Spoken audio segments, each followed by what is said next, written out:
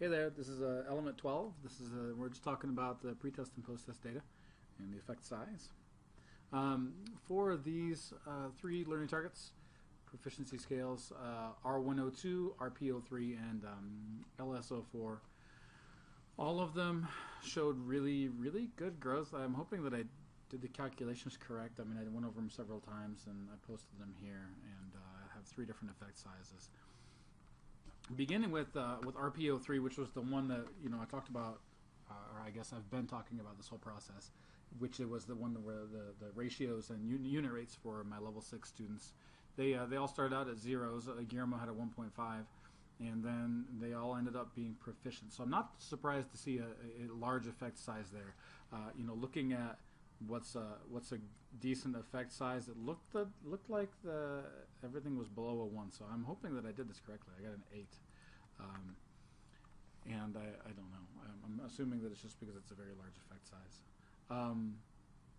where there was a lot of effect on that one. They started off with no knowledge on rates and ratios and unit rates, and they all ended up being proficient. And it's just a testament to them and to the group that they're in, a testament to the Engaged New York curriculum.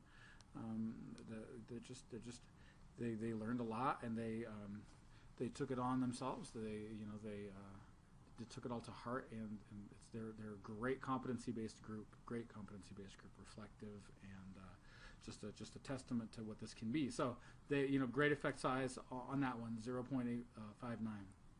By my calculations, which I'm hoping is right, the proficiency scale 3 was the life science 04 one, which is the group work. And so once again, I felt like, and I wrote this in my narrative, that when you're dealing with a learning target like this, which is fairly specific, versus one that can be more vague, a broader topic like theme, R102, this one was very specific. Working in groups, be an effective listener, and contribute to the goal of the overall group.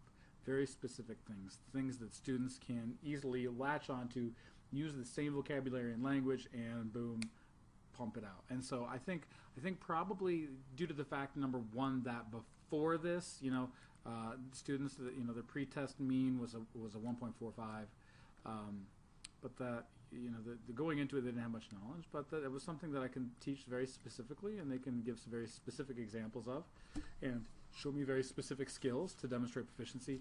There was a pretty good effect size on this one as well. And then to get to this one, R102, which was definitely a very vague topic. It's theme. Can you describe a theme within a story? And it's just a very broad, very big topic. Kind of depends on a lot of different variables.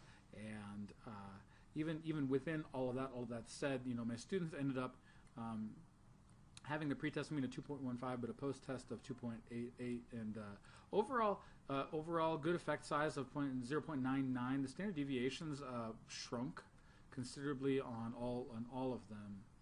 No, I shouldn't say that. Standard deviation didn't shrink on this one, but shrunk to 0 on that one because they all got 3s, and it shrunk considerably on this one from 0.85 to a 0.62. So definitely the students are giving more results are reliable, or more reliable, I should say. And I think on this one, like I said, it was just a little more vague, a little more broad topic, but overall still it's still really good growth, and so or good effect size, I should say. And that it is. I mean, most of my students are proficient on this one, 2.88, with a small group of students. And so that's where the focus goes next on with these guys and that we've been working on in class here is the students who didn't quite reach that, and what we're going to do about that. So coming up next.